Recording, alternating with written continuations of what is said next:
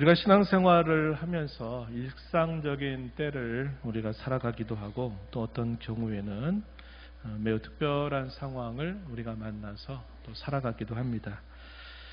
특별한 상황에 만나게 될 때는 또 앞선 신앙의 선배들의 많은 신앙의 행위를 따라서 우리도 그 특별하게 그런 상황에 맞는 적절한 처신을 우리가 잘 하면서 또 감당해야 되겠고, 우리 일상적인 삶 속에서 일상적인 때를 살아갈 때에도 그냥 가만히 우리 뜻대로 살아가는 것이 아니라 그때에도 우리가 힘써야 될 일들이 있다는 사실을 우리에게 가르쳐 줍니다.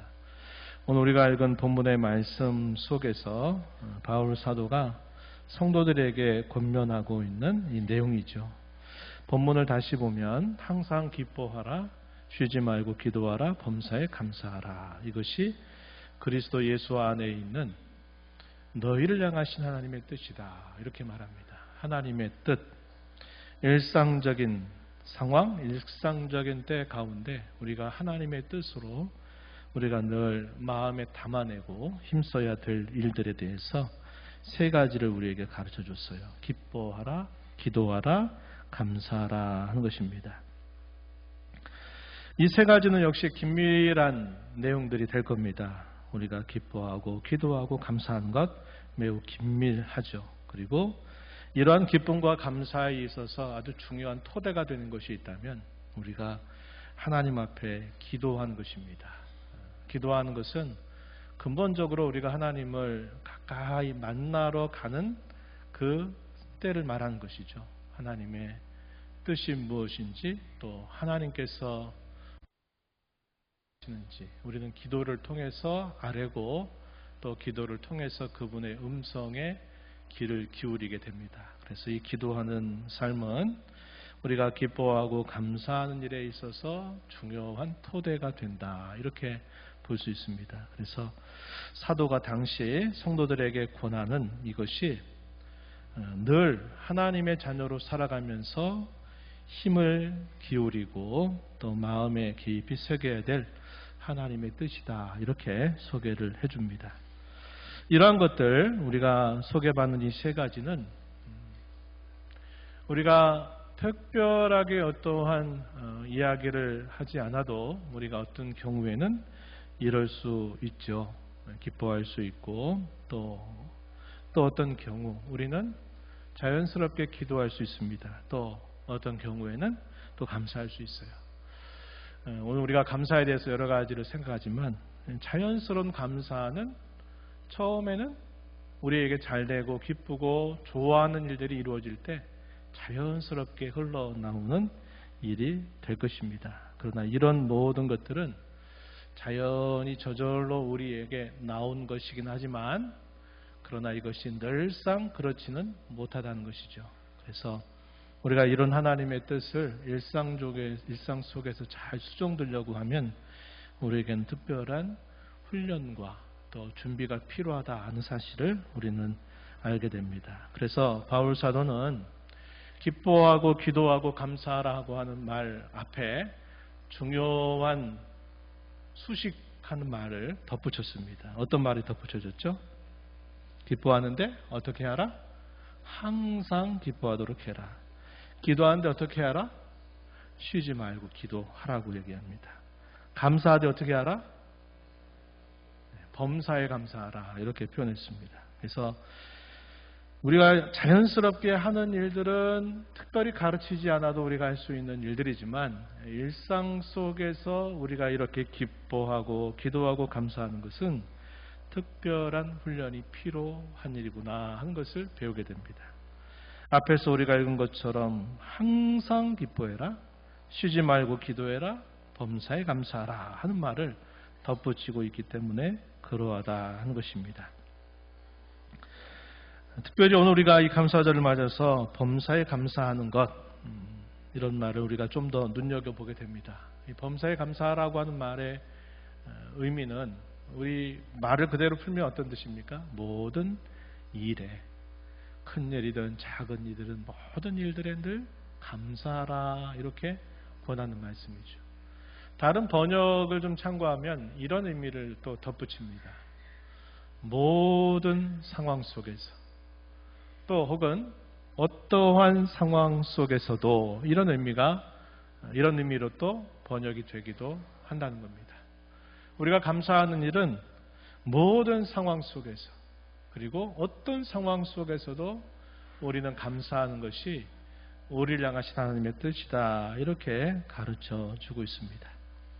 순경 가운데서 감사할 것이요, 역경 가운데에서도 감사할 것이요, 형통할 때도 감사할 것이요, 그렇지 않을 때도 감사할 것이요, 기쁠 때도 감사할 것이요, 슬플 때도 감사할 것이다. 이렇게 우리에게 모든 상황 속에서 혹은 어떤 상황 속에서도 늘 하나님 앞에 감사하며 사는 것이 우리를 향하신 아버지의 뜻이다. 이렇게 가르쳐 줍니다. 이런 명령을 내리는 이유가 뭘까요? 명령을 왜 할까요? 알아서 잘하면 명령할 필요가 없죠. 명령을 하는 이유는 알아서 잘 안 되기 때문에 그런 겁니다. 그래서 항상 기뻐하라, 쉬지 말고 기도하라, 범사에 감사하라 하는 이 명령어를 사용했다는 것은 우리의 어떤 본성상 우리가 이렇게 하는 것이 자연스럽지 않고 저절로 나오는 것이 아니기 때문에 우리가 오전에도 살펴봤지만 의지적인 노력과 훈련이 우리에게 반드시 요구된다고 하는 겁니다. 처음에는 순경 가운데 잘 됐을 때 감사하지만 그 감사의 수준이 높아지는 경우는 어떨 걸까요? 그래도 감사하는 겁니다. 혹은 그럼에도 불구하고 감사하는 것입니다. 이것이 처음에는 순경과 잘 되는 것으로 시작했던 감사가 더 깊어져 가는 방식은 그럼에도 불구하고 그래도 감사하는 것에 있다 하는 것을 우리가 알 수 있게 됩니다. 처음에 우리의 감사는 대개 어떻게 시작합니까? 내가 어떤 호의를 받게 되거나 어떤 사랑을 입게 되거나 어떤 선물을 받게 될 때 우리가 감사하게 됩니다. 아, 이런 선물을 주셔서 감사합니다. 내게 이런 마음을 써주셔가지고 감사합니다. 우리가 감사는 대개 그렇게 시작해요. 근데 하나님께서 우리에게 바라시는 그 감사의 수준은 항상 거기에 머물러 있지 말고 어디까지 가기를 바랄까요? 주는 것에 대한 감사입니다. 옛날에는 받고만 살 때 받았던 것도 감사하고 또 호의를 받은 것도 감사하고 그렇게 시작을 하지만 우리 주님이 우리에게 바라시는 것은 어떤 것으로? 내가 이런 형편 속에서도 내가 이렇게 해줄 수 있는 것이 감사하고 이런 형편 속에서도 내가 하나님 앞에 내 마음이 열려서 무엇인가를 봉사할 수 있는 것이 감사하고 받는 것보다 주는 것을 통해서도 감사할 수 있는 정도로 우리의 감사가 확대되기를 하나님은 바라고 계시다 하는 겁니다. 바울 사도는 밀레도라고 하는 섬에서 에베소 교회 장로들을 초청해서 만나면서 여러 가지 당부를 하고 그러면서 바울 사도가 마지막 당부했던 것이 있습니다. 그게 뭐냐면 주 예수께서 말씀하신 바 받는 것보다 뭐가 더 복되다? 주는 것이 복되다 하는 말씀을 꼭 잊지 말고 이것을 교회 가운데 잘 실천하도록 해라. 이렇게 사도가 당부를 했던 것을 우리가 기억하죠. 그래서 우리의 감사는 어디까지 가야 되냐 했을 때는 처음에는 감사해서 감사하고 받아서 감사하고 하는 것으로 우리가 시작이 돼도 우리의 감사의 수준은 역경 가운데에서도 감사하고 그래도 감사할 수 있고 또 내가 이런 형편 속에서 내가 마음을 써줄 수 있어서 감사하고 내가 이런 형편 속에서도 내가 무엇인가 줄 수 있어서 감사할 줄 아는 그런 신앙의 수준으로 우리가 하나님께 감사하며 살 것을 우리에게 가르쳐 줍니다. 이런 명령을 하나님이 내리시는 중요한 단서가 있어요. 그게 뭡니까? 오늘 우리가 읽은 마지막 절에 보니까 18절에 이는 그리스도 예수 안에서 너희를 향하신 하나님의 뜻이다 그랬습니다. 그리스도 예수 안에서 라는 중요한 단서가 포함되어 있어요. 우리의 모든 삶은 그리스도 안에 있다. 이것은 제가 오전에 여러분들에게 우리가 어떻게 감사할 것인가 할 때 여러분들의 구체적인 실천적 제언을 드렸었죠. 뭘 전해드렸어요? 우리가 감사를 어디서 시작할까 할 때 지엽적이고 작은 것에서부터 시작하지 말고 큰 것, 포괄적인 것, 그리고 본질적인 것, 변하지 않는 것으로부터 우리가 감사할 것들을 먼저 생각해라 그랬습니다. 하나님의 확고한 약속은 뭡니까? 우리가 사는 모든 우리 남은 인생이 누구 안에 있다? 그리스도 예수 안에 있다. 우리의 삶의 자리, 우리의 삶의 좌소가 그리스도 안에 있다는 겁니다.